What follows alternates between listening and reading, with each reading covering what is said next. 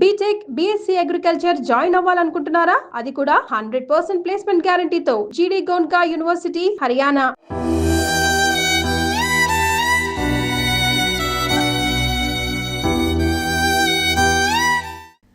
నాన్న, నేను జాబ్ మానేసి నిన్ను బాగా చూసుకుంటానా అని తన తండ్రికిచ్చిన మాట తప్పాడు air India Boeing 7878 dreamliner విమానం పైలట్ కెప్టెన్ సుమిత్ సబర్వాల్. తండ్రికి మాట ఇచ్చి 3 రోజులు గడవక ముందే ఆయనని ఒంటరివాడిని చేసి వెళ్ళిపోయాడు. ఇప్పుడు వయసు మీరిన ఆ తండ్రి రోదనకి అవధులు లేవు, ఓదార్పు లేదు.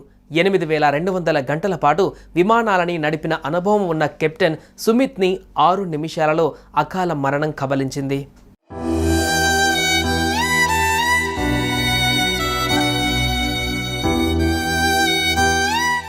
గురువారం అహ్మదాబాద్ నుంచి లండన్ బయలుదేరిన Air India AI 171 flight takeoff అయిన కొన్ని క్షణాలలోనే ఘోర ప్రమాదానికి గురైంది. అందులోని ఒక్క ప్యాసింజర్ మినహా మిగిలిన వారి ప్రాణాలు గాల్లోనే కలిసిపోయాయి. ఈ విమానాన్ని నడిపే కెప్టెన్ సుమిత్ సబర్వాల్ కూడా ప్రమాదంలో మరణించారు. అయితే సుమిత్ సబర్వాల్కి సంబంధించి ఓ విషాదకర సంఘటన ఇప్పుడు వెలుగులోకి వచ్చింది. 3 రోజుల క్రితమే తన తండ్రిని కలవడానికి వెళ్లిన సుమిత్ తండ్రి వయసు మీరి బాధపడుతుండడంతో ఉద్యోగం మానేయాలని డిసైడ్ అయినట్టుగా అతని ఫ్రెండ్స్ చెబుతున్నారు. ఒంటరిగా ఉన్న తన తండ్రిని దగ్గర ఉండి చూసుకోవాలని అనుకున్నట్లుగా వాళ్ళు చెబుతున్నారు.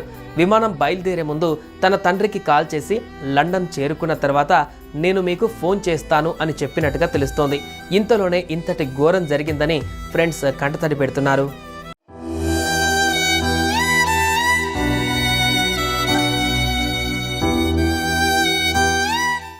ఇప్పుడు అతని తండ్రి ఒంటరివాడయ్యాడని కన్నీరు మున్నీరవుతున్నారు. సుమిత్ ఇంటికి చేరుకున్న అధికారులు, రాజకీయ నేతలు సుమిత్ తండ్రిని ఓదార్చారు. ఎంతమంది ఓదార్చినా ఆఖరి రోజులలో ఆ 90 ఏళ్ల తండ్రి పడే వేదన తీరేది కాదు. ప్రస్తుతం ఆయన ముంబైలోని పోవై ప్రాంతంలో ఒంటరిగా ఉంటున్నారు. గతంలో ఈయన directorate general of civil aviation DGCAలో జాబ్ చేసి రిటైర్ అయ్యారు. ఈయన 2 మేనల్లుళ్ళు కూడా పైలట్లుగా చేస్తున్నారు. ఇక కూలిన విమానానికి ఫస్ట్ ఆఫీసర్గా ఉన్న క్లైవ్ కుండర్కు కూడా 1100 గంటల పాటు విమానాలను నడిపిన అనుభవం ఉన్నట్లు అధికారులు తెలిపారు. ఆయన తల్లి ఎయిర్ ఇండియాలో విమాన సహాయకురాలిగా విధులు నిర్వర్తించి రిటైర్డ్ అయినట్లుగా తెలుస్తోంది. ప్రస్తుతం అతడి తల్లిదండ్రులు సిడ్నీలో ఉండే తన సోదరి దగ్గర ఉన్నట్లు సమాచారం.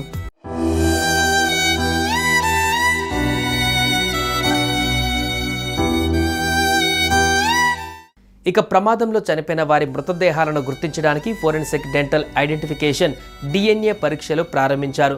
మృతదేహాలు అస్సలు గుర్తులేని పరిస్థితుల్లో ఉండడం వలన పళ్ళు, గోళ్ళు నమూనాల ద్వారా గుర్తించడానికి ప్రయత్నిస్తున్నారు. ఈ మొత్తం ప్రక్రియ అంతా పూర్తి చేయడానికి 1 లేదా 2 రోజులు పట్టవచ్చని చెబుతున్నారు.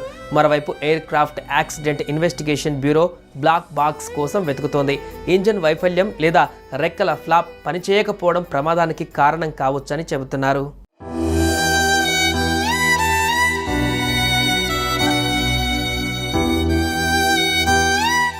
సుమన్ టీవీలో మీ పర్సనల్ అండ్ బిజినెస్ ప్రమోషన్స్ కోసం కింది నెంబర్కి కాంటాక్ట్ చేయండి.